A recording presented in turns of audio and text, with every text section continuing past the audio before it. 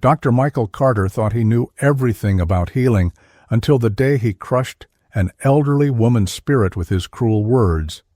What he didn't know was that Dorothy Johnson would respond to his cruelty with a gift so unexpected, so graceful, that it would save his life in ways he never imagined possible. Sometimes the people we hurt the most become our greatest teachers. Sometimes a simple tomato plant carries the seeds of redemption. And sometimes, in the sterile corridors of a hospital where hope seems in short supply, the most profound healing happens not through medicine, but through the transformative power of forgiveness and an unlikely friendship that blooms against all odds.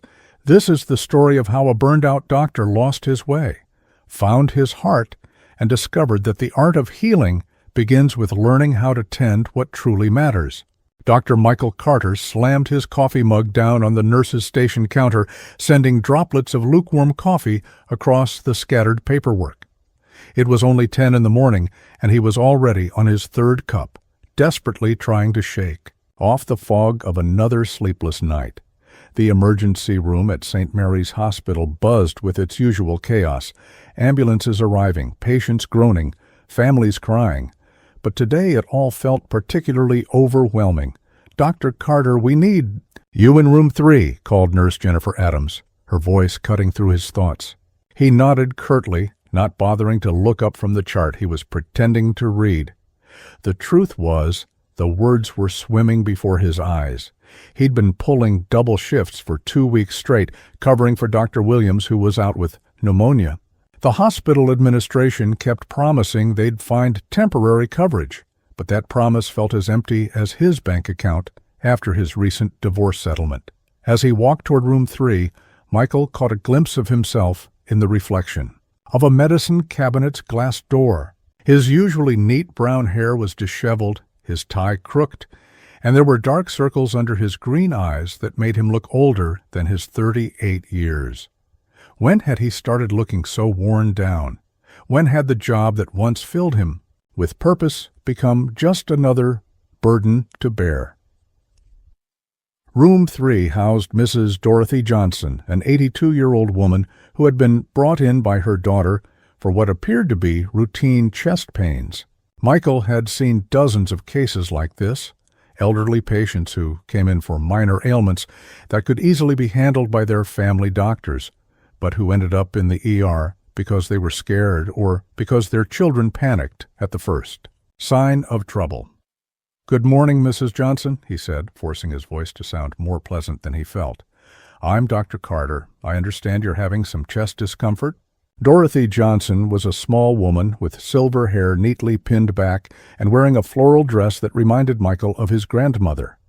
She sat on the examination table with her purse clutched tightly in her lap, looking nervous but trying to maintain her dignity despite the circumstances. "Well, doctor, it started yesterday evening," she began, her voice soft and measured. "I was watering my tomato plants when I felt this tightness right here." She gestured to her chest. "It wasn't terrible, mind you, but my daughter Susan insisted. I come in to get checked." Michael nodded absently as he pulled out his stethoscope. The preliminary tests had already ruled out a heart attack, and her vitals were stable. This was likely nothing more than muscle strain or anxiety, common in elderly patients who lived alone and worried about their health. Still, protocol demanded a thorough examination. As he listened to her heart and lungs, Mrs. Johnson continued talking. "I've been gardening for 60 years, you know. My late husband, Robert, used to say I could grow roses in concrete. We had the most beautiful garden on Maple Street. Neighbors would walk by just to see our flowers." "Mm-hmm," Michael responded distractedly, moving the stethoscope to different positions.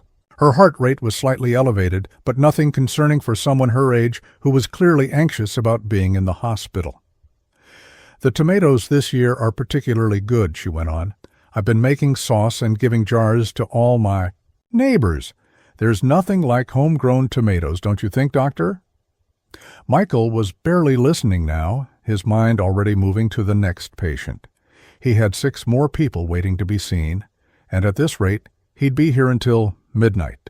Again, "Your heart sounds fine, Mrs. Johnson. The chest tightness is likely just muscle strain from your gardening activities. You can take some over-the-counter pain medication and rest for a few days."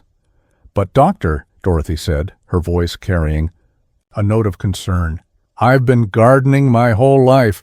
This felt different, and I've been having these dizzy spells." "Mrs. Johnson," Michael interrupted, his patience finally snapping. The accumulated stress of 2 weeks without adequate sleep, the pressure from hospital administration, his ex-wife's lawyers calling about missed alimony payments, and the endless stream of patients with minor complaints all crashed together in that moment. "You're 82 years old. Your body isn't what it used to be. A little chest discomfort after physical activity is perfectly normal at your age. You don't need to run to the emergency room every time you feel a twinge." The words came out, harsher than he intended, but he couldn't stop himself. "This is an emergency room, not a clinic for every ache and pain. We have people with real emergencies waiting to be seen.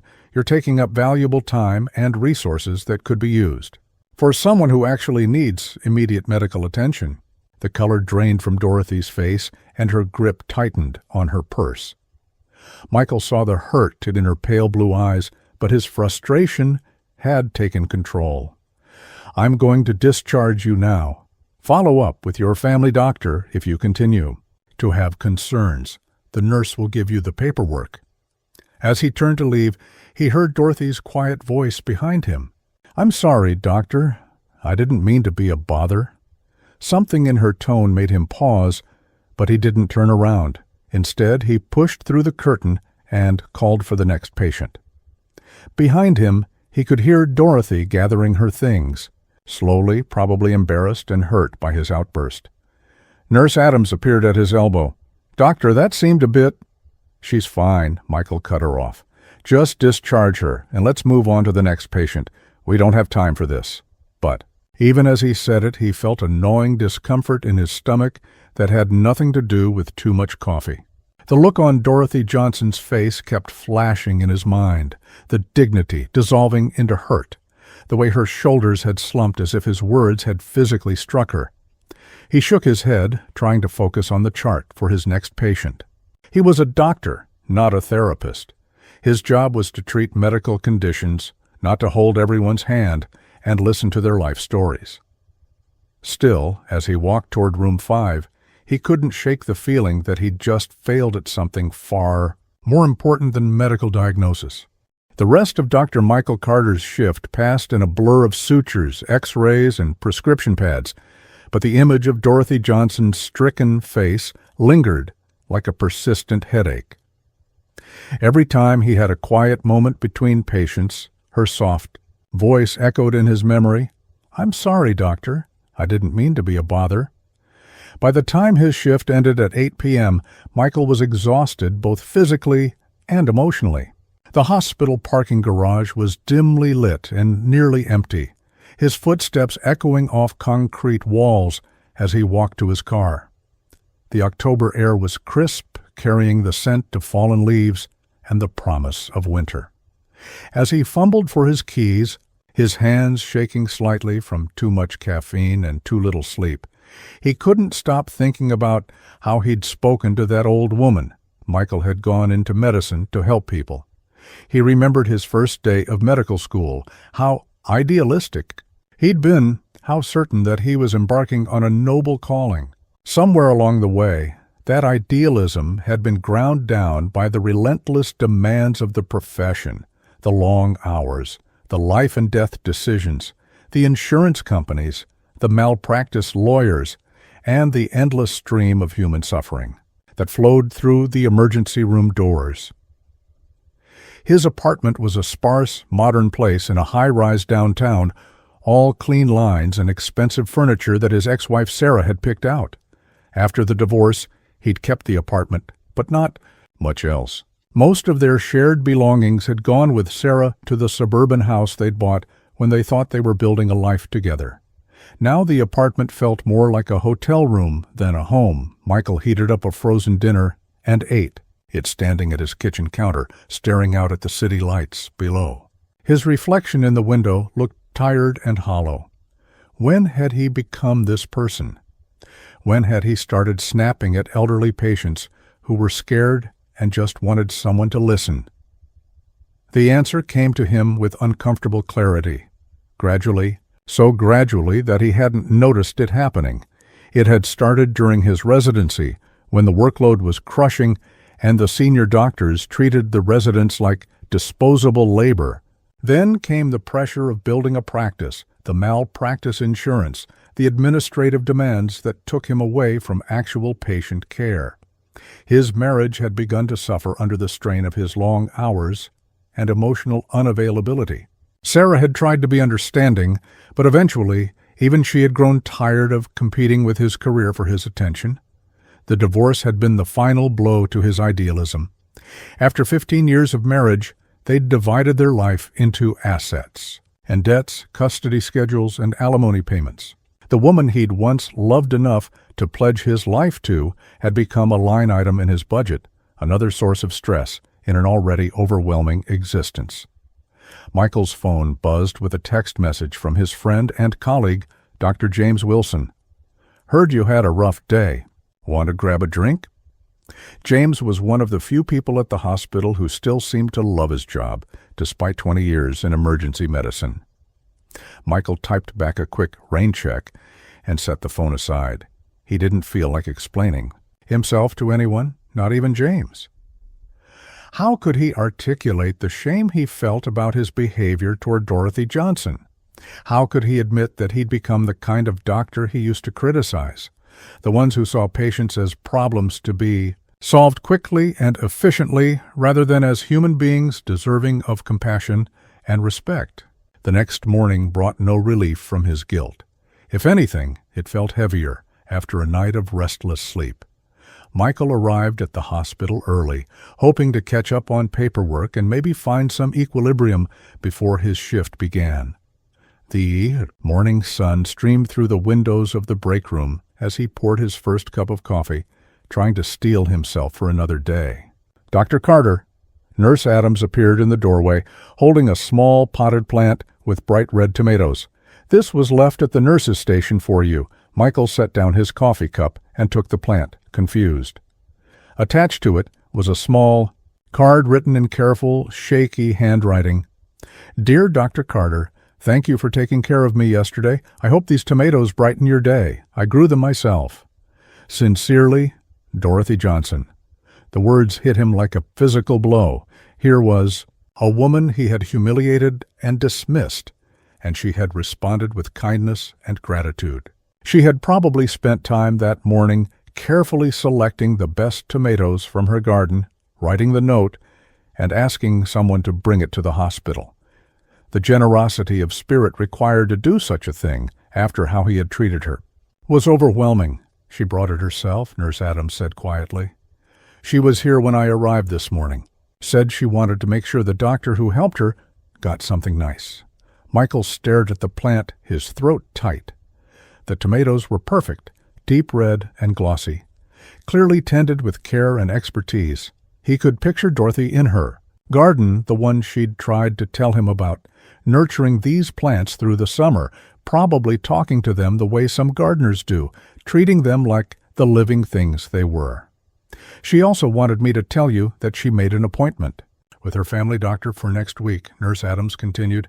"She said you were right about following up with him." The kindness in Dorothy's gesture was almost unbearable. Michael had been cruel to her, had made her feel like a burden, had dismissed her concerns and her dignity. And she had responded by bringing him a gift and taking his medical advice to heart. It was a level of grace that he wasn't sure he would have been capable of if their positions had been reversed. Did she say anything else?" Michael asked. Nurse Adams looked at him thoughtfully. "She said she hoped you weren't having too stressful a day. She seemed worried about you, actually. Said you looked very tired yesterday." The words were like salt in a wound. Not only had Dorothy shown him kindness he didn't deserve, but she had been concerned about his well-being even after he'd treated her poorly. It was the kind of selfless compassion that he'd entered medicine to embody, but had somehow lost along the way. Michael carried the plant to his office and set it on his desk where he would see it throughout the day. Every time he looked at those perfect tomatoes, he was reminded of his failure as both a doctor and a human being. But more than that, he was reminded of what he could be, what he had once aspired to be.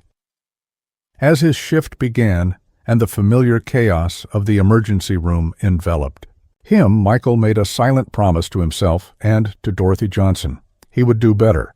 He would remember that behind every chart and every complaint was a person deserving of dignity and respect. He would try to recapture the idealism that had brought him to medicine in the first place. The plant sat on his desk like a small beacon of hope, its red tomatoes a reminder that growth was possible, that care and attention could nurture something beautiful even in difficult conditions. Michael had a lot of growing to do. The potted tomato plant became a fixture on Dr. Michael Carter's desk, its bright red fruit serving as a constant reminder of Dorothy Johnson's unexpected kindness. Over the following weeks, Michael found himself glancing at it frequently, especially during difficult moments with patients. The plant seemed to anchor him, reminding him of the grace he'd been shown and the grace he needed to show others. His colleagues began to notice subtle changes in his bedside manner.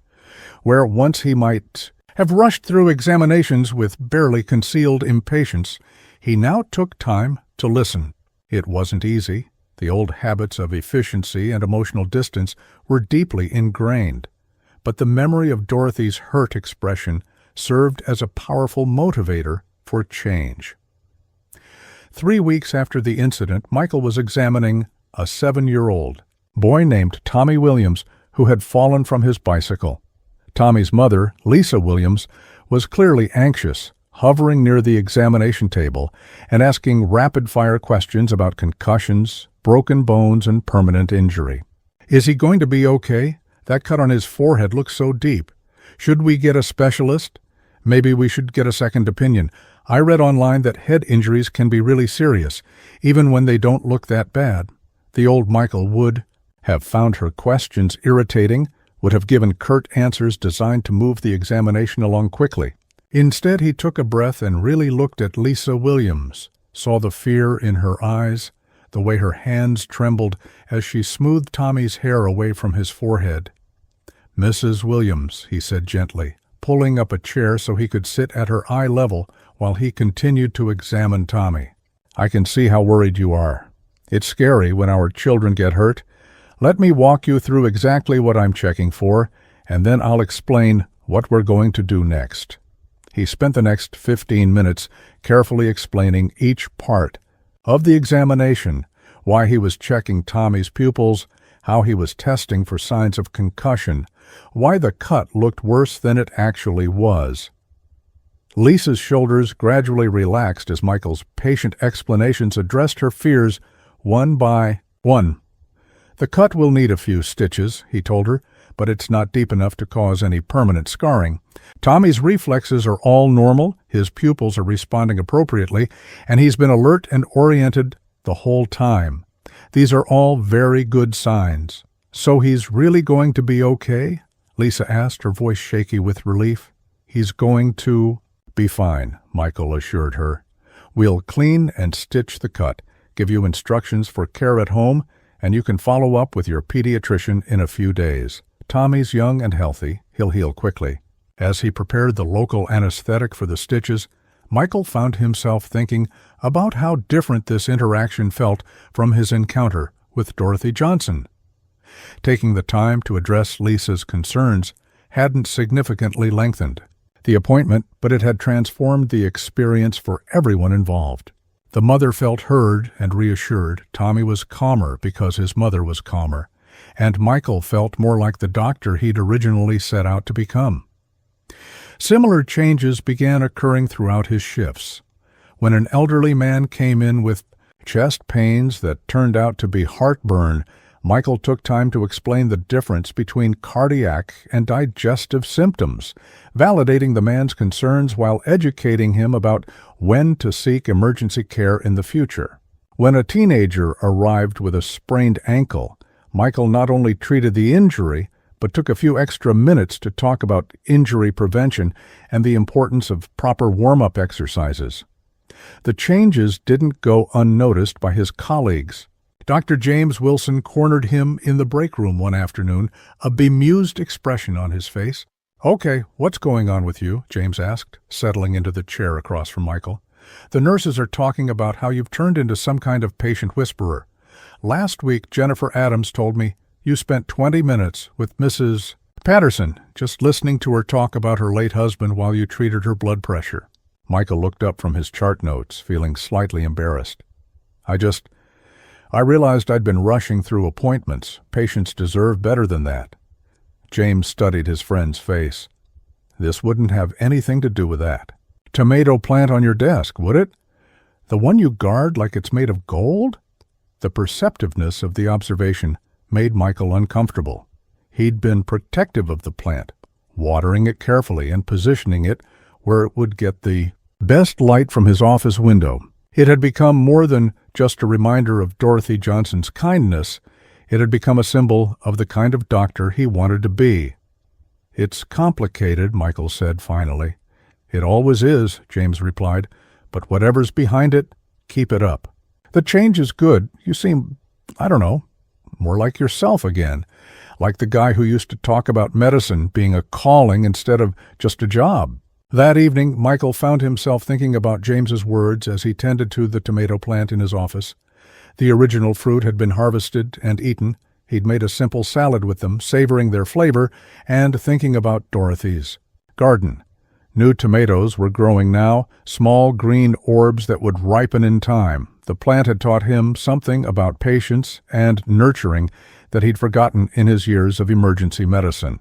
Gardens couldn't be rushed. They required consistent care, attention to small details, and faith that growth would come in its own time. Perhaps healing relationships between doctor and patient, and within himself, worked the same way. As he prepared to leave for the day, Michael made a decision that surprised him. He would find Dorothy Johnson and apologize properly for his behavior. The tomato plant was a generous gift, but it also felt like unfinished business between them. He owed her an acknowledgement of how poorly he'd treated her and a genuine expression of gratitude for the lessons she'd taught him through her grace. The phone book still listed a D. Johnson on Maple Street, the same street Dorothy had mentioned when talking about her garden. It took some courage to make the call, not knowing how she would receive his apology or if she would even remember him.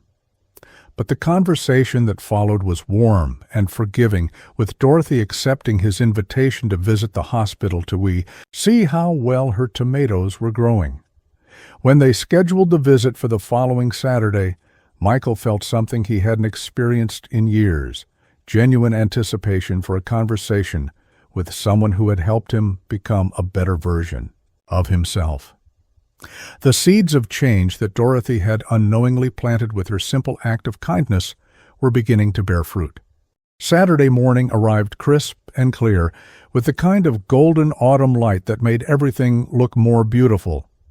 Dr. Michael Carter found himself unusually nervous as he waited in his office for Dorothy Johnson's visit. He'd spent more time than necessary arranging his desk, making sure the tomato plant was prominently displayed and that his office looked welcoming rather than clinical. When the knock came at his door, Michael took a deep breath before answering. Dorothy stood in the hallway wearing a neat blue dress and a warm smile that immediately put him at ease. She looked smaller than he remembered, more fragile, but her eyes were bright with curiosity as she peered past him into the office. "Dr. Carter, how wonderful to see you again," she said, her voice carrying none of the hurt he had expected. "I've been so curious about how my tomatoes are doing in their new home." "Please, come in," Michael said, stepping aside to let her enter. "And thank you for coming. I wasn't sure you'd want to after how I behaved during your visit." Dorothy waved a dismissive hand as she approached the desk where her plant sat thriving in the morning sunlight. "Oh my goodness, would you look at that? You've been taking such good care of it. I can see new fruit coming in. And the leaves are so green and healthy." Michael watched her examine the plant with obvious pride and affection. Her weathered hands moved gently among the leaves, checking for pests and feeling the soil for moisture.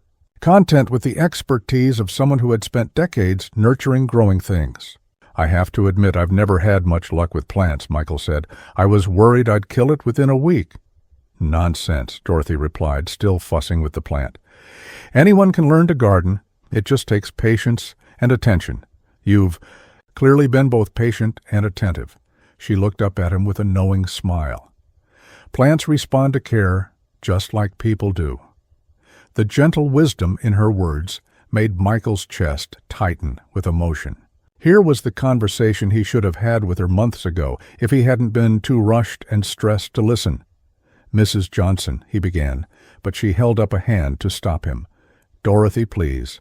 Mrs. Johnson was my mother-in-law, and she was a formidable woman who never approved of me." "I much prefer Dorothy," Michael smiled, despite his nervousness. "Dorothy, then. I owe you an apology. The way I spoke to you during your visit was unprofessional and unkind. You came to me for help, and I made you feel like you were wasting my time. That was wrong of me, and I'm sorry."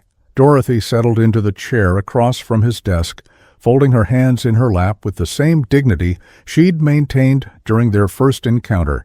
"Dr. Carter, you were having a bad day. We all have them.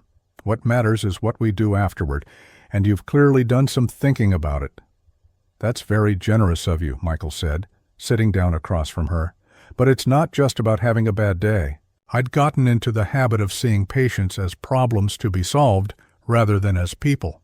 Your gift," he gestured to the plant, "reminded me of who I used to be, who I want to be again." Dorothy's eyes sparkled with interest. "And who is that?" The question caught Michael off guard. He'd been so focused on apologizing that he hadn't prepared for deeper conversation. "I went into medicine because I wanted to help people. I wanted to be the kind of doctor who made people feel better, not just physically but emotionally too. Somewhere along the way I lost sight of that." "What changed?" Dorothy asked gently. Michael found himself opening up in a way he hadn't with anyone in years. He told her about the crushing workload, the pressure from hospital administrators, the malpractice concerns that made every patient interaction feel risky. He talked about his divorce, his loneliness, his growing cynicism about the medical profession. Dorothy listened with the kind of focused attention that had become rare in Michael's life. She didn't interrupt or offer quick solutions. She simply let him talk, nodding occasionally or making small sounds of understanding. "It sounds like you've been carrying a very heavy load," she said when he finished. "No wonder you were exhausted. But you know, in my experience, gardens that have been neglected aren't ruined forever. They just need some careful tending to bloom again." The metaphor wasn't lost on Michael. "Is that what you think happened to me? I got neglected?" "I think you forgot to tend to the parts of yourself that brought you joy," Dorothy said. "The parts that made you want to be a healer in the first place. When we stop nurturing the things that feed our souls, we start to wither, just like plants do, without water and sunlight." They talked for over an hour, far longer than Michael had planned. Dorothy told him about her late husband, Robert, who had been a high school principal for 40 years. She described how he had struggled with similar feelings of burnout and cynicism toward the end of his career, how he'd found his way back to loving his work by remembering why he'd become an educator in the first place. "He started a vegetable garden the year before he retired," Dorothy said, her voice soft with memory. "Said he needed to see something grow that didn't require standardized tests or administrative paperwork. That garden became his sanctuary, the place where he remembered what it felt like to nurture something simply for the joy of watching it flourish." Michael understood immediately. "Is that why you brought me the tomatoes? To give me a sanctuary too?" Dorothy smiled. "I brought you tomatoes because you looked like someone who needed to remember that good things can still grow, even in difficult circumstances. Whether that becomes a sanctuary is up to you." As their conversation wound down, Michael realized Something remarkable had happened. For the first time in months, he felt genuinely relaxed and hopeful. Dorothy's presence had a calming effect that he couldn't quite explain, as if her years of wisdom and quiet strength were somehow transferable through conversation. "Would you like to have lunch?" he found himself asking, impulsively. "There's a little cafe near here that makes excellent soup. My treat, as a proper thank you for the tomatoes and the conversation." Dorothy's face lit up with pleasure. "I would love that, Dr. Carter, but only if you'll call me Dorothy and let me tell you about my prize-winning roses. I have a feeling you might enjoy learning about those too." As they prepared to leave his office, Michael took one last look at the thriving tomato plant. It had been the catalyst for this unexpected friendship, a bridge between his old self and the person he was becoming. He made a mental note to pick up some plant food on the way home. After all, if he was going to tend a garden, literal or metaphorical, he wanted to do it right. Walking out of the hospital with Dorothy, Michael felt lighter than he had in years. Sometimes the most profound healing came not from medicine or therapy, but from the simple act of human connection, from finding someone who saw past your failures to the person you could still become. The lunch at Murphy's Cafe stretched into the entire afternoon as Michael and Dorothy discovered an easy rhythm of conversation that surprised them both. Dorothy regaled him with stories of her garden's evolution over the decades, the failed experiments with exotic varieties, the triumph of her first perfect tomato, the way different plants had taught her lessons about patience, persistence, and accepting things beyond her control. "The secret to a good garden," Dorothy said, stirring her tea thoughtfully, "isn't having perfect conditions. It's learning to work with what you have and understanding that some seasons are for planting, some for growing, and some for harvest."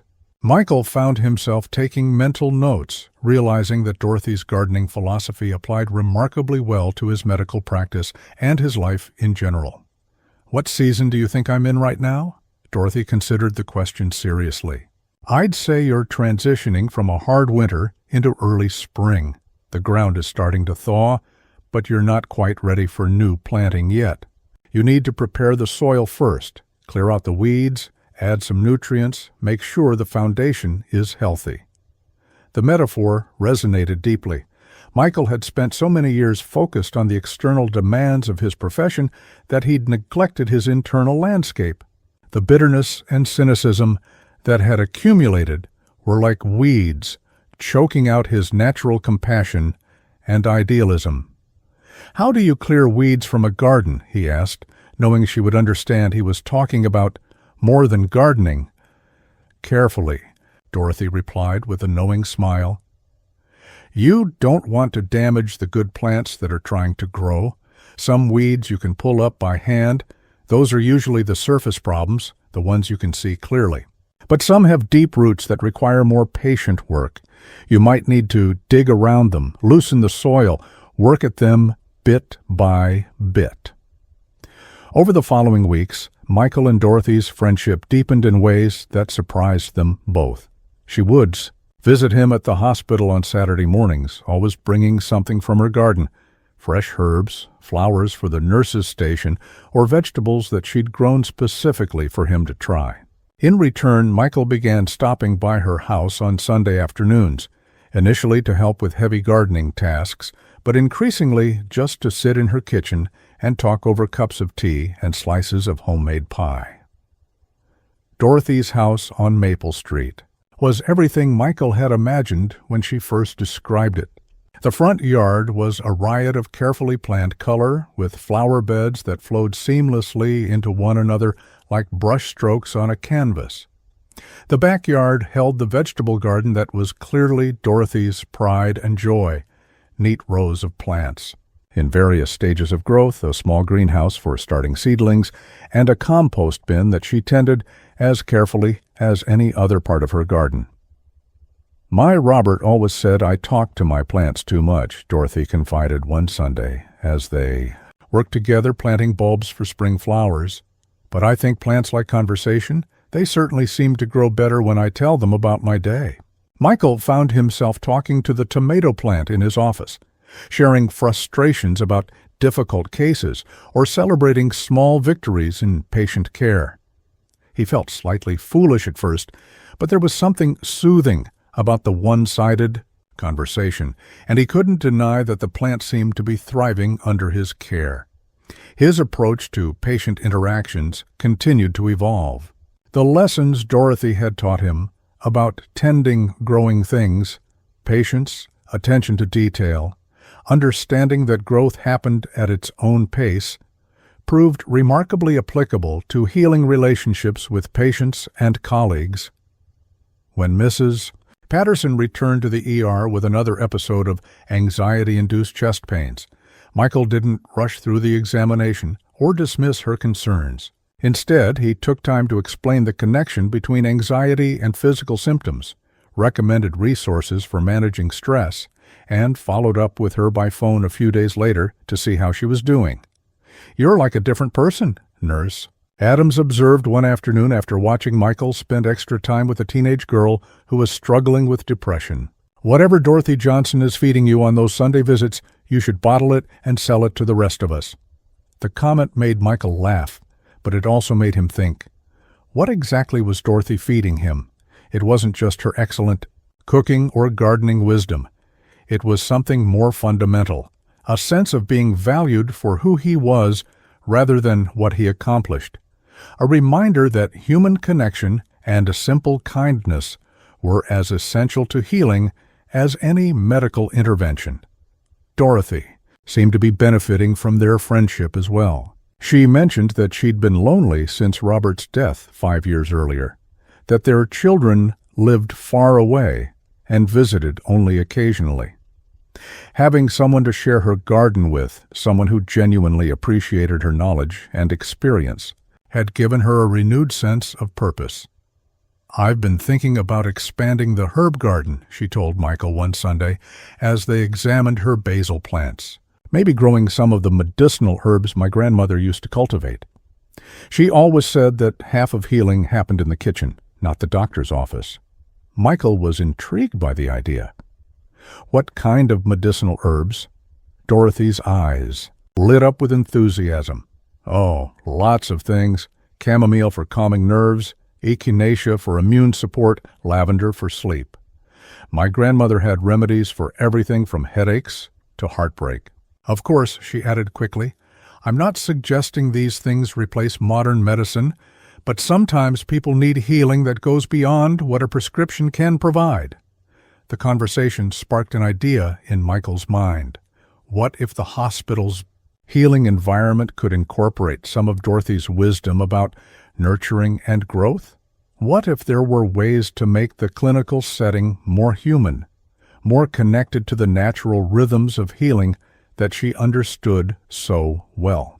He began researching hospital garden programs, reading about the therapeutic benefits of nature exposure for patients and staff. The more he learned, the more excited he became about the possibility of bringing Dorothy's approach to healing into his professional environment. When he shared his ideas with her, Dorothy's face glowed with interest. A healing garden at the hospital? What a wonderful thought. Patients could watch things grow while they recover.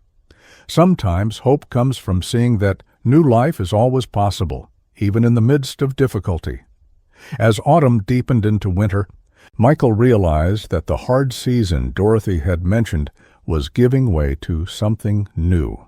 The soil of his spirit was indeed being prepared for fresh growth, and he had found an unexpected mentor in the gracious woman whose kindness had started this transformation. The tomato plant on his desk had long since finished its growing season, but Michael had saved seeds from the final harvest, carefully drying and storing them for spring planting. It seemed fitting, taking the gift Dorothy had given him and multiplying it, ensuring that the cycle of growth and renewal would continue. Winter settled over St. Mary's Hospital with its familiar rhythm of flu season, holiday stress, and the particular kind of melancholy that seemed to seep through the building's fluorescent-lit corridors.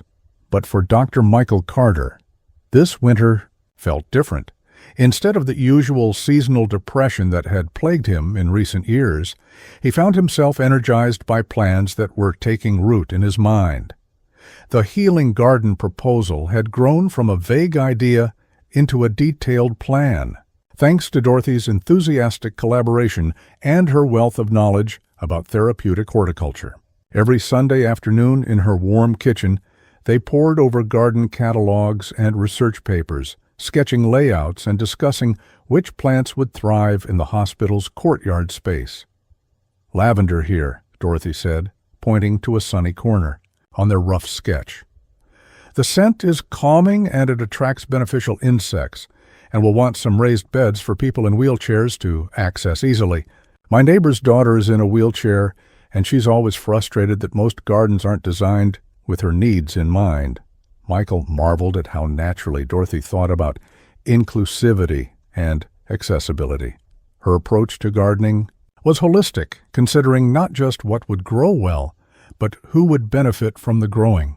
It was an attitude he tried to bring to his medical practice, thinking beyond the immediate diagnosis to consider the whole person and their needs. "What about vegetables?" Michael asked, studying their sketch. "Something patients and families could actually harvest and take home?" Dorothy clapped her hands together with delight. "Oh yes. Cherry tomatoes, herbs that people can use for cooking, maybe some lettuce that grows quickly so children can see results. There's nothing quite like eating something you've helped grow yourself." The project gained momentum when Dr. James Wilson expressed interest in collaborating. As the head of the hospital's wellness committee, James had been looking for initiatives that could improve the healing environment for both patients and staff.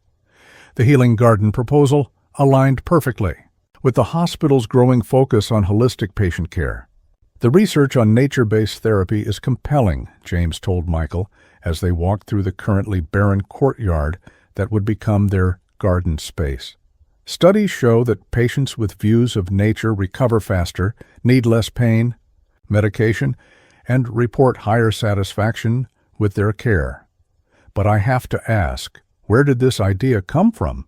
6 months ago, you would have rolled your eyes at anything that wasn't pure clinical medicine." Michael looked out at the empty space, trying to envision it filled with the plants and pathways Dorothy had described.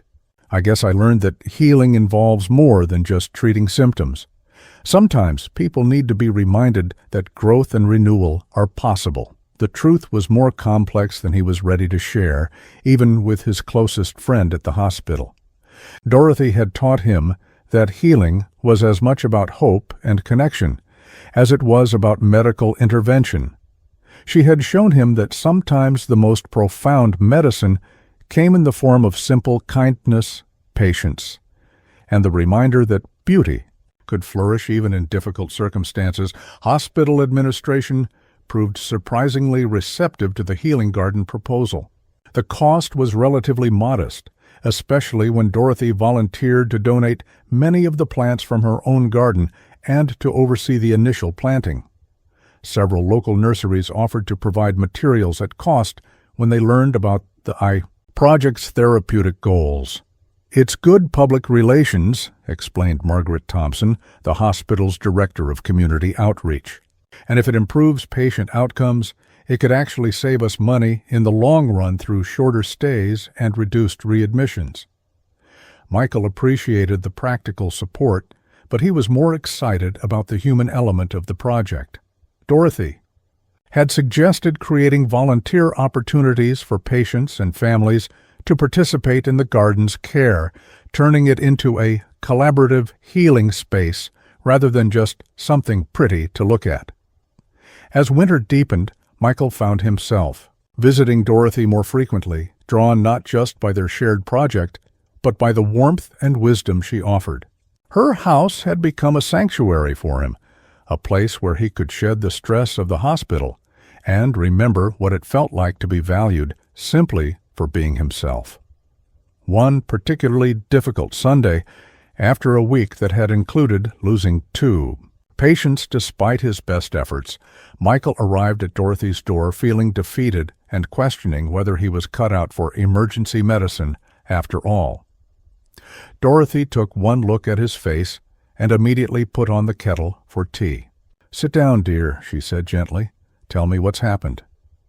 Michael found himself pouring out his frustrations. The 60-year-old man who died of a massive heart attack, despite immediate intervention, the young mother who'd lost her battle, with complications from pneumonia, his growing sense that maybe he wasn't making enough of a difference to justify the emotional cost of his work. Dorothy listened without judgment, occasionally nodding or making soft sounds of understanding. When he finished, she was quiet for a long moment, her weathered hands wrapped around her teacup. "You know," she said finally, "my Robert went through something similar about 20 years into his career as a principal. He'd lost 3 students.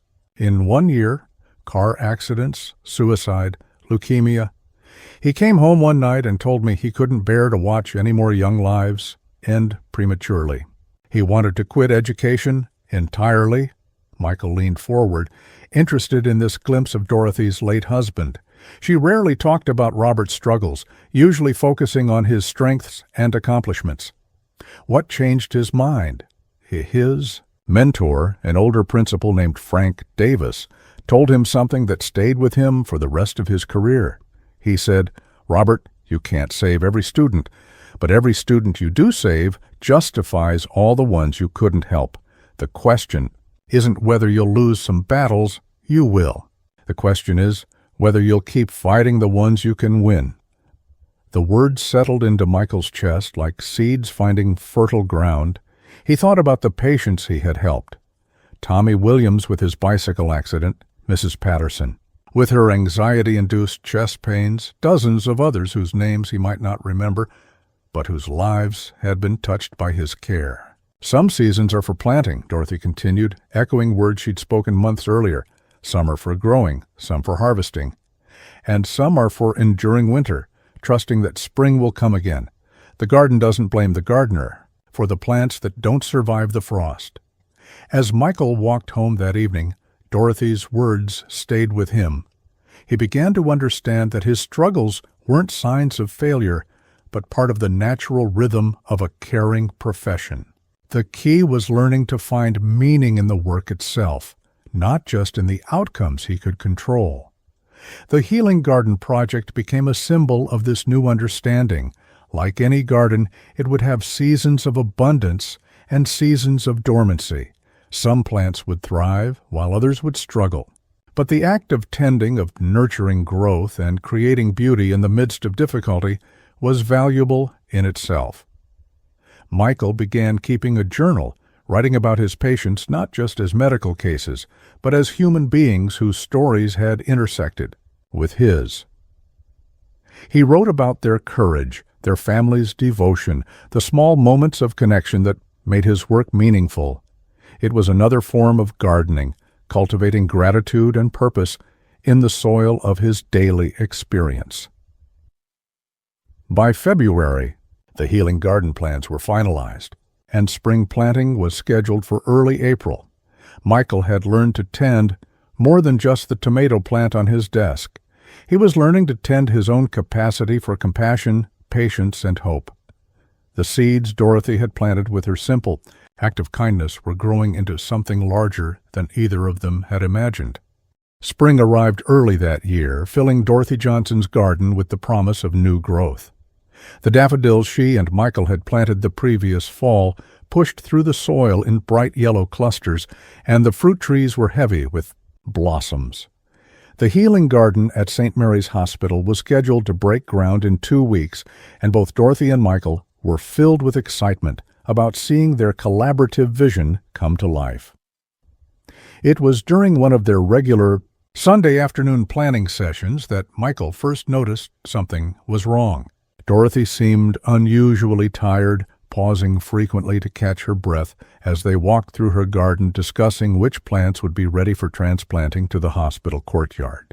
"Are you feeling all right?" Michael asked, his medical training automatically shifting into diagnostic mode as he observed her slight pallor and the way she kept pressing her hand to her chest. "Oh, just a bit winded," Dorothy said with a dismissive wave. "I've been working too hard in the garden, getting everything ready for the hospital project. You know how excited I get about new plantings." Michael wasn't entirely convinced, but Dorothy's enthusiasm for discussing the healing garden's layout seemed genuine, and her color improved as they settled into her kitchen with their usual cups of tea. Still, he made a mental note to keep an eye on her in the coming weeks. The following Thursday, Michael was in the middle of treating a construction worker's lacerated hand when Nurse Adams appeared at his elbow with an urgent expression. "Doctor Carter, you have a call on line 3. It's Mrs. Johnson's neighbor. Says it's about Dorothy." Michael's heart immediately began racing, but he forced himself to finish suturing the construction worker's wound before taking the call. Susan Miller, Dorothy's next-door neighbor, was clearly distraught. "Dr. Carter, I'm so sorry to bother you at work, but Dorothy gave me your number for emergencies. I found her collapsed in her garden about an hour ago. The paramedics are taking her to St. Mary's right now. She kept asking for you."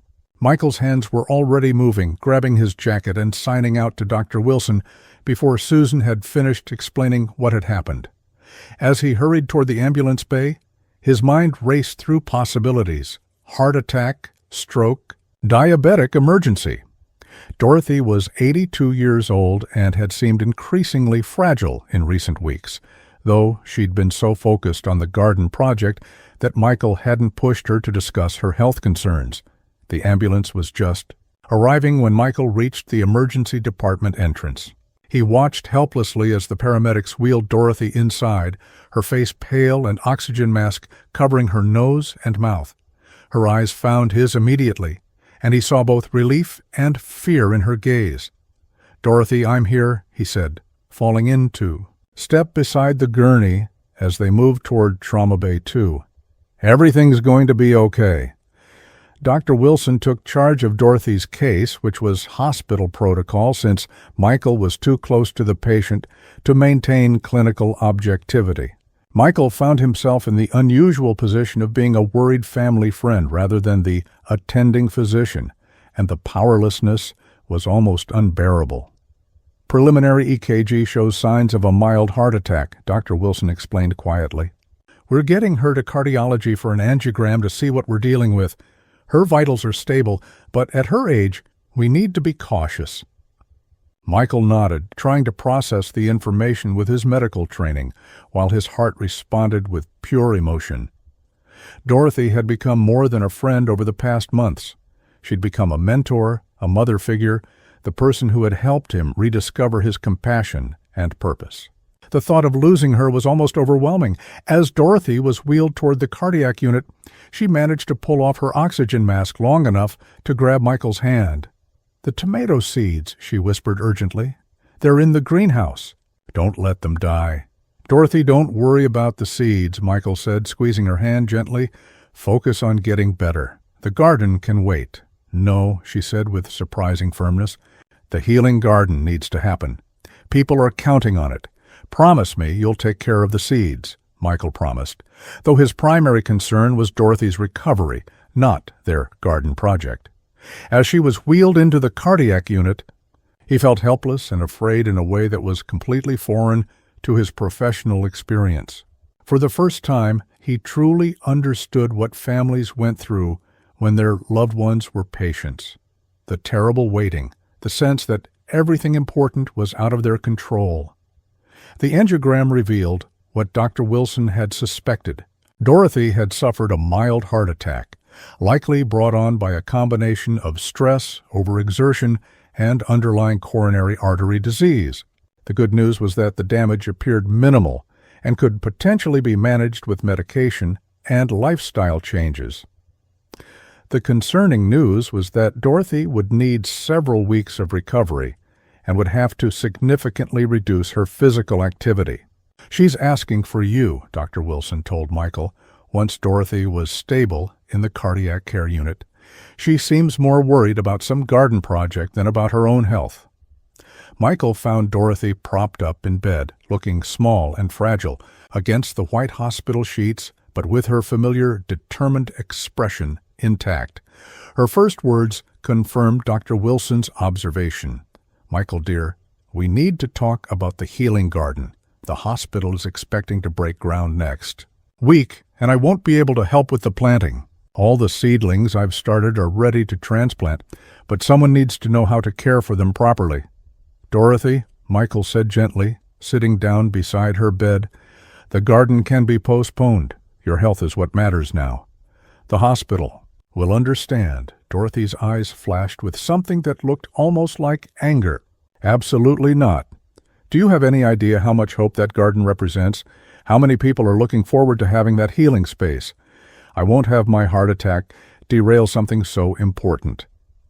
Michael realized that arguing with her would only increase her stress, which could be dangerous given her condition.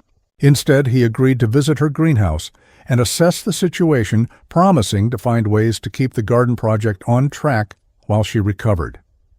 That evening, Michael stood in Dorothy's greenhouse surrounded by hundreds of seedlings in various stages of growth. Tomatoes, herbs, flowers, and medicinal plants filled every available surface, each one labeled in Dorothy's careful handwriting with planting instructions and care requirements. The scope of her preparation for the healing garden was overwhelming. She had clearly been working on it for months, nurturing each plant with the same attention and love she'd shown to the tomato plant that had started their friendship. As he studied her detailed notes and tried to understand her organizational system, Michael felt the weight of responsibility settling on his shoulders. Dorothy was counting on him not just to keep her plants alive, but to carry forward their shared vision of creating a healing space for others.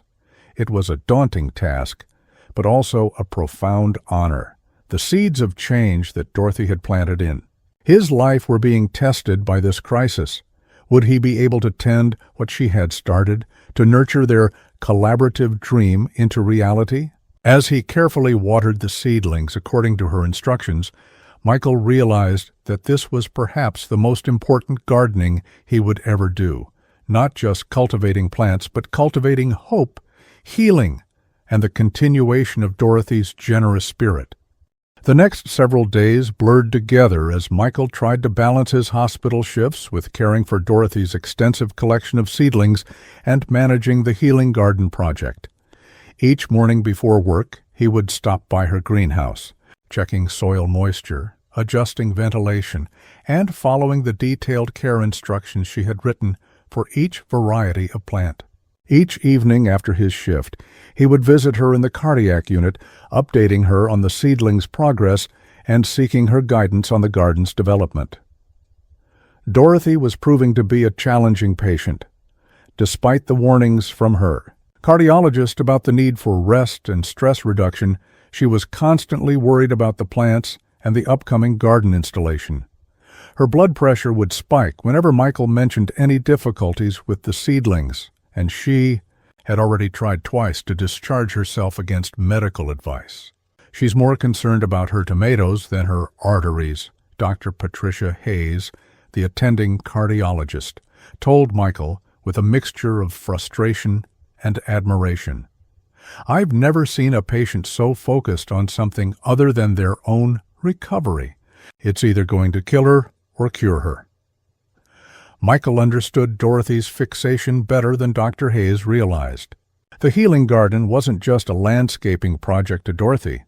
It was her legacy, her gift to future patients and families who would find comfort in the space she had helped create. Asking her to stop worrying about it was like asking her to stop being herself. "What if we brought the garden to her?" Michael suggested during a conversation with Dr. Wilson and Margaret Thompson from Community Outreach. "We could move some of the seedlings to her hospital room, let her continue to be involved in their care while she recovers." It was an unconventional idea, but the cardiac unit's head nurse, Patricia Adams, was surprisingly supportive. "Anything that keeps her calm and engaged in her recovery is worth trying. And the other patients might enjoy seeing the plants, too." Within 24 hours, Dorothy's hospital room had been transformed into a mini greenhouse. Containers of seedlings lined the windowsill and occupied every available surface that wouldn't interfere with medical equipment. The room filled with the fresh scent of herbs and the promise of growing things, creating an atmosphere more like Dorothy's kitchen than a sterile medical environment. The change in Dorothy was immediate and remarkable. Her blood pressure stabilized, her appetite improved, and she began engaging more actively in her physical therapy sessions. More importantly, she was able to continue supervising the care of her plants and planning for the healing garden's installation. "The basil seedlings need to be hardened off gradually," she instructed Michael, as she gently examined each plant. "Start by putting them outside for just an hour a day, increasing gradually over 2 weeks. And the tomatoes will need stakes as soon as they're planted. Don't wait until they start falling over." Other patients in the cardiac unit began stopping by Dorothy's room to admire the plants and ask questions about gardening. Michael watched in amazement as Dorothy, despite her own recovery needs, began offering advice and encouragement to fellow patients. An elderly man recovering from bypass surgery became fascinated with the herb varieties and began planning an indoor herb garden for his apartment. A middle-aged woman dealing with heart disease started talking about reviving the flower garden she had abandoned after her husband's death. "She's like a one-woman therapy program," observed Nurse Adams. "I've never seen anything like it. Patients are actually asking to be moved closer to her room so they can participate in plant care." The Healing Garden project, meanwhile, was gaining momentum beyond anything Michael and Dorothy had originally envisioned. Word had spread throughout the hospital community about the garden's therapeutic goals and Dorothy's dedication to the project despite her illness. Donations of plants, materials, and volunteer labor poured in from unexpected sources. The hospital's maintenance staff, led by Supervisor Robert Chen, volunteered their weekend time to prepare the courtyard space and install the raised beds that Dorothy had designed for wheelchair accessibility. Local nursing students organized a fundraising drive to purchase the irrigation system. Even the hospital's food service department expressed interest in using herbs from the garden in their meal preparation. "It's become bigger than a garden," Margaret Thompson observed during one of the planning meetings. "It's become a symbol of the hospital's commitment to holistic healing. We're getting media attention and interest from other hospitals who want to replicate the program." Michael felt both pride and pressure as the project's scope expanded. What had started as a simple idea born from Dorothy's wisdom about nurturing, growth had evolved into something that could impact hundreds of people. The responsibility was daunting, but every time he visited Dorothy's room and saw her face light up as she tended her seedlings, he remembered why this mattered so much. One evening, as Michael was helping Dorothy water the plants in her room, she suddenly stopped what she was doing and looked at him with tears in her eyes. "Michael, I need to tell you something," she said, her voice unusually serious. "When I collapsed in the garden, I wasn't just overexerted. I was scared. I'd been having chest pains for weeks, but didn't want to see a doctor because I was afraid. They'd tell me to stop gardening, to stop working on our project." Michael set down the watering can and sat beside her bed, his heart aching for this woman who had taught him so much about courage and compassion. "Dorothy, why didn't you tell me? I would have helped you figure out a way to manage your health and still work on the garden." "Because I was being foolish and proud," Dorothy admitted. "I thought if I ignored the symptoms, they would go away. I thought if I could just get the healing garden established, then whatever happened to me wouldn't matter as much." She wiped her eyes with a tissue. "But lying here these past days, watching you take such good care of everything I started, I realized something important." "What's that?" "The real healing garden isn't the one we're planting in the courtyard," Dorothy said softly. "It's the one we've been growing in each other's hearts. The kindness, the connection, the way caring for growing things has changed both. All of us. That's the garden that really matters, and that one can't be destroyed by heart attacks or hospital stays or anything else, because it lives in how we treat each other." Michael felt tears prick his own eyes, as the truth of her words settled into his heart. Over the months of their friendship, Dorothy had helped him cultivate patience, compassion, and hope in place of the cynicism and isolation that had been choking out his best intentions. In return, he had given her someone to share her wisdom with, someone who valued her knowledge and experience. "The courtyard garden will be beautiful," Dorothy continued, "and it will help a lot of people. But what I'm most proud of is seeing you become the doctor you were meant to be. The one who sees healing as more than just treating symptoms, who understands that sometimes the best medicine is simply caring enough to listen and to nurture what wants to grow." As Michael left the hospital that night, he carried Dorothy's words with him like seeds of their own. Tomorrow would bring the official, groundbreaking ceremony for the healing garden, and Dorothy would be there in a wheelchair to plant the first seedling. But tonight, he was content to know that the most important planting had already been done, in the fertile ground of human connection and mutual care. The groundbreaking ceremony for the healing garden was scheduled for Tuesday morning, and despite Dr. Hayes's concerns about Dorothy attending, her patient was determined to participate. She had been practicing transfers from bed to wheelchair and building up her stamina for the event, treating it like the most important appointment of her life. Michael arrived at the hospital early that morning to help Dorothy prepare. He found her in her room, already dressed in her favorite blue dress and arranging the seedlings that would be planted during the ceremony. Her face was flushed with excitement, and she moved with more energy than he'd seen since her heart attack. "I've been thinking about which plants should go in first," she said, indicating several containers she had selected. "The lavender for calming, the chamomile for healing, and of course the tomatoes because they started everything." Michael smiled at her enthusiasm, but couldn't help noticing that she seemed slightly out of breath. "Dorothy, are you sure you're up for this? We could postpone." "Absolutely not," Dorothy interrupted firmly. "I've been looking forward to this day for months. Besides, Dr. Hayes cleared me for limited activity as long as I take breaks and don't overexert myself." The ceremony was set for 10 a.m. in the hospital's main courtyard, which had been transformed over the past week into a proper garden space. Raised beds had been installed at varying heights to accommodate both standing gardeners and wheelchair users. A small irrigation system had been connected, and pathways had been laid with non-slip surfaces suitable for patients using walkers or wheelchairs. Hospital administrators, staff members, patients, and members of the community had gathered for the event. Local news crews were present to document what was being called an innovative approach to therapeutic hospital design. Michael felt a mixture of pride and nervousness as he wheeled Dorothy toward the ceremony site, hoping the excitement wouldn't be too much for her recovering heart. The ceremony began with brief remarks from Dr. Patricia Hayes, the hospital's chief of staff, who praised the collaborative vision that had brought the healing garden from concept to reality.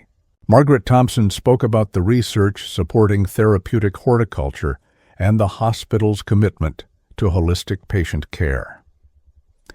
When it came time for Dorothy to plant the first seedling, the crowd gathered around her wheelchair as Michael helped position her near the designated raised bed. She had chosen a lavender plant, its purple buds just beginning to open, filling the air with their calming fragrance. "This garden represents hope," Dorothy said to the assembled group, her voice clear and strong despite her recent illness. "It represents the belief that healing involves more than just treating symptoms. It's about nurturing the whole person, creating spaces where beauty and growth remind us that renewal is always possible, even in the midst of difficulty." As she carefully placed the lavender plant in the prepared soil, her hands shaking slightly with emotion and effort, applause broke out among the observers. Michael knelt beside her wheelchair to help steady the plant as she patted soil around its roots, and for a moment, everything felt perfect, the culmination of months of planning and collaboration, the realization of a shared dream. It was then that Dorothy's face suddenly went pale, and she gripped Michael's arm with surprising strength. "Michael," she whispered urgently, "I don't feel well." Before he could respond, Dorothy slumped forward in her wheelchair, unconscious. Michael's medical training kicked in immediately as he caught her before she could fall, quickly checking her pulse and breathing while calling out for emergency assistance. "I need a crash cart and a gurney in the courtyard now," he shouted, his voice carrying the authority of someone accustomed to medical emergencies. The celebratory atmosphere instantly transformed into organized chaos as hospital staff members sprung into action. Dr. Wilson appeared with a medical team within minutes, and they quickly transferred Dorothy to a gurney for transport to the emergency department. Michael found himself running alongside the gurney, holding Dorothy's hand and speaking to her unconscious form. "Stay with me, Dorothy. You're going to be okay. We're going to take care of you." In the emergency department, Dr. Wilson and the Dewey cardiac team worked quickly to stabilize Dorothy. Her EKG showed signs of another heart attack, more severe than the first one. Her blood pressure was dangerously low, and she was having difficulty breathing even with oxygen support. "We need to get her to the cardiac catheterization lab," Dr. Hayes announced after reviewing the test results. "She's having a major cardiac event. The stress of the ceremony may have been too much for her compromised heart." Michael felt a crushing sense of guilt as Dorothy was wheeled toward the cardiac lab. Had his encouragement for her to participate in the ceremony contributed to this crisis? Had their shared excitement about the garden project blinded him to the warning signs of her deteriorating condition? Dr. Wilson placed a hand on Michael's shoulder as they watched Dorothy disappear behind the cardiac lab doors. "This isn't your fault, Mike. She was determined to be there today. No matter what anyone said, you couldn't have stopped her, even if you'd tried."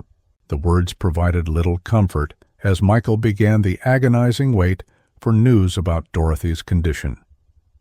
He paced the cardiac waiting area, replaying the morning's events and wondering if there had been signs he should have recognized. The irony wasn't lost on him.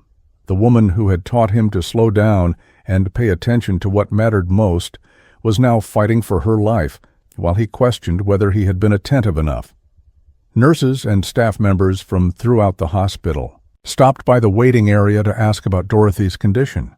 In the months since their friendship had begun, she had become beloved by many hospital employees who had gotten to know her during her visits to see Michael and her recent stay in the cardiac unit.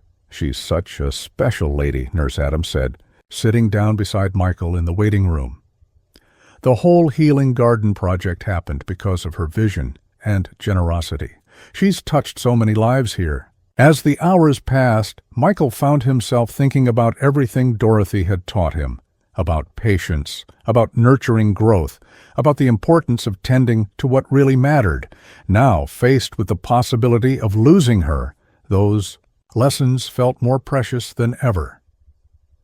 The Healing Garden remained half-planted in the courtyard, abandoned when Dorothy collapsed. The lavender plant she had placed in the soil sat waiting, its roots seeking stability in unfamiliar ground, much like Michael's own roots in the life Dorothy had helped him cultivate.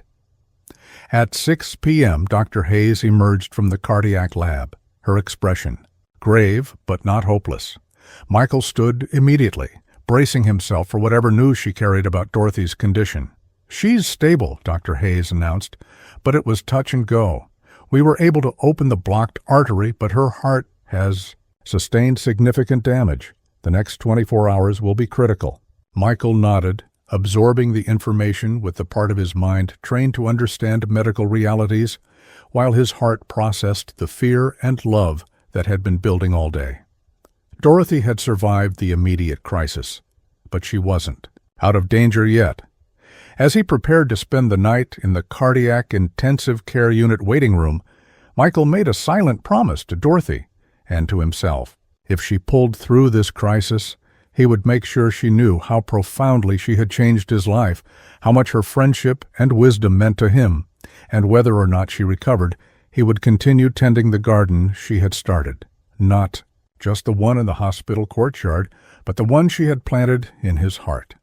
3 days after Dorothy's collapse, Michael sat beside her bed in the cardiac intensive care unit, reading aloud from a gardening magazine she had subscribed to for over 30 years. Dorothy had regained consciousness the previous day, weak but alert, and her first question had been about the healing garden. The doctors were cautiously optimistic about her recovery, though they warned that she would need extensive cardiac rehabilitation and would have to significantly modify her physical activities. The article about companion planting is particularly interesting, Michael said, looking up from the magazine to see if Dorothy was still awake. Her eyes were closed, but she was listening. He could tell from the slight smile on her lips. "Basil and tomatoes," she murmured, without opening her eyes. "Best companions in the garden and in the kitchen. Nature knows what goes together." Michael set down the magazine and studied Dorothy's face. The past few days had aged her noticeably, but there was still a spark of determination in her expression that gave him hope. The woman who had transformed his understanding of healing and compassion wasn't ready to give up the fight. "Dorothy," he said softly, "I need to tell you something. The healing garden ceremony, I think I encouraged you to participate when I should have recognized that you weren't strong enough. I feel responsible for what happened." Dorothy opened her eyes and looked at him with the same direct, compassionate gaze that had characterized their first real conversation months ago. "Michael Carter, you listen to me carefully. I made the choice to be there that day because it mattered to me. You couldn't have stopped me with a team of horses. What happened to my heart was going to happen whether I was planting lavender or sitting safely in this hospital bed." She reached for his hand with surprising strength. "But I'll tell you what would have broken my heart, missing the chance to see our garden come to life, to be part of something that will help people for years to come. I may not be able to do the physical work anymore, but that doesn't mean the growing stops." Over the next week, as Dorothy gradually regained her strength, the Healing Garden project continued under Michael's supervision with input from Dorothy's hospital bed. The community response to news of her collapse had been overwhelming. Volunteers completed the planting following the detailed plans Dorothy had created. Local garden clubs donated additional plants and materials. Hospital staff organized fundraising drives to establish a maintenance fund for the garden's ongoing care. Most remarkably, patients and families began participating in the garden's care even before Dorothy's discharge from the hospital. The teenage girl Michael had treated for depression spent her volunteer hours weeding the herb beds. The elderly man, recovering from bypass surgery, had recruited his visiting family members to help with watering duties. Mrs. Patterson, whose anxiety-induced chest pains had brought her back to the ER several times, found peace tending the chamomile. Planson had not needed emergency care since becoming involved with the garden. "It's working exactly like we hoped it would," Michael reported to Dorothy during one of his evening visits. "People are finding healing in the act of caring for growing things, just like you said they would." Dorothy smiled from her hospital bed, now surrounded by get-well cards from patients, staff, and community members whose lives had been touched by the garden project. "The healing was always there, Michael. We just gave it a place to grow." 2 weeks after her heart attack, Dorothy was cleared for discharge with strict instructions about medication, diet, and activity limitations. Her daughter Susan had driven in from California to help with her recovery, and they had decided that Dorothy would move to a senior living community that could provide better medical support than living alone. The prospect of leaving her beloved house and garden on Maple Street was difficult for Dorothy, but she faced it with characteristic grace and practical thinking. "Gardens are meant to be shared," she told Michael, as they walked slowly through her backyard one last time before the move. "I can't tend all of this anymore, but maybe a young family will move in and love it the way Robert and I did." Michael had been thinking about that possibility more than he cared to admit. His lease on the downtown apartment was up for renewal, and he had grown tired of the sterile, impersonal environment. Dorothy's house, with its established garden and warm memories, seemed to call to something deep in his heart. "Dorothy," he said carefully, "would you consider letting me buy your house? I promise to take care of the garden, to keep it growing the way you and Robert created it." Dorothy stopped walking and turned to look at him, her eyes bright with tears. And laughter. "Michael Carter, are you sure you're ready to be a gardener?" "It's a big commitment. I think I'm ready," Michael replied. "I've had a good teacher." 3 months later, the closing on Dorothy's house was complete, and Michael was officially a homeowner and gardener. The transition from downtown apartment to suburban garden had been more dramatic than he'd expected, but every morning brought new discoveries. The way the morning light illuminated the herb garden, the satisfaction of harvesting vegetables he'd helped grow, the peace that came from working with soil and plants after long days in the hospital. Dorothy had moved to Sunset Manor, a senior community just 10 minutes away from her old house. She had quickly become involved in their garden committee and had started a therapeutic horticulture program for residents with dementia. Her physical limitations meant she couldn't do heavy lifting or extensive planting, but her knowledge and enthusiasm were as strong as ever. The healing garden at St. Mary's Hospital had exceeded everyone's expectations. Patient satisfaction surveys showed marked improvement in ratings related to the healing environment. Staff reported lower stress levels and increased job satisfaction. The garden had become a model program that other hospitals were studying and replicating. Most importantly for Michael, the garden served as a daily reminder of the transformation Dorothy had sparked in his life. Every morning before his shift, he would walk through the garden, checking on plants, talking with early rising patients and families, and preparing himself mentally for the day ahead. The rushed, irritable doctor who had snapped at an elderly woman about her garden-related chest pains had been replaced by someone who understood that healing required patience, compassion, and the recognition that growth happened in its own time. On a sunny Saturday morning in late spring, exactly 1 year after Dorothy's first heart attack, Michael was working in the hospital's healing garden when he looked up to see a familiar figure approaching in a wheelchair. Dorothy, accompanied by her daughter Susan, was visiting the garden for the first time since her collapse during the groundbreaking ceremony. "It's even more beautiful than I imagined," Dorothy said, her voice filled with wonder as she took in the mature plants. There are pathways filled with patients and families. The sense of peace and renewal that permeated the space. Michael knelt beside her wheelchair near the lavender plant she had placed in the soil during that dramatic ceremony. The plant had not only survived, but thrived, growing into a substantial bush covered with purple blooms that filled the air with their calming fragrance. "This is where it all started," he said, touching the lavender's silvery leaves. "This plant has been here through everything, your heart attack, your recovery, all the seasons of growth and change." Dorothy smiled and reached out to touch the plant as well. "Lavender is like hope, you know. Even when it looks like it's not growing, the roots are getting stronger, preparing for the next season of blooms." As they sat together in the garden they had created, surrounded by the sound of patients and families finding peace among the growing things, Michael reflected on the journey that had brought them to this moment.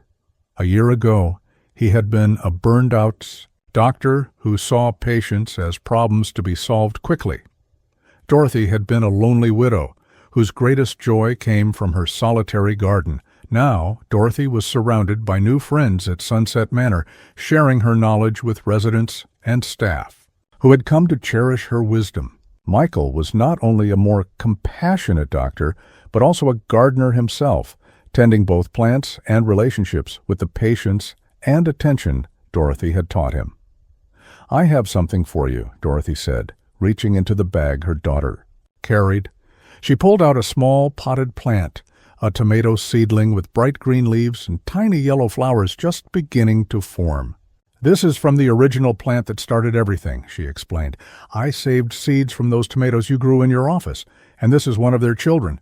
I thought it was time for the circle to be complete." Michael accepted the small plant with hands that trembled slightly with emotion.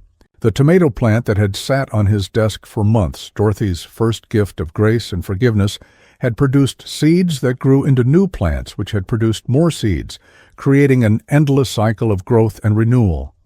"Thank you, Dorothy," he said, his voice thick with gratitude, "for everything, for teaching me that healing is about more than medicine, for showing me that kindness can transform both the giver and the receiver, for helping me remember why I became a doctor in the first place." Dorothy smiled, her eyes bright with the satisfaction of a master gardener whose most important seeds had found fertile ground and flourished beyond her wildest dreams. "The garden teaches us that every ending is also a beginning," she said softly. "Every seed that falls creates the possibility of new growth. Every act of kindness plants seeds we may never see bloom, but they bloom nonetheless." As the afternoon sun filtered through the leaves of the healing garden, patients walked the pathways, families found quiet corners for conversation, and hospital staff took brief respites from their demanding work. Michael understood that Dorothy's greatest gift had not been the tomato plant or the garden they had built together. Her greatest gift had been showing him that the capacity for healing, both giving it and receiving it, lived within every human interaction, waiting to be nurtured with the same patience and attention he now gave to his plants. The story had come full circle, from a moment of failure and unkindness to a legacy of healing that would continue to grow long after both he and Dorothy were gone.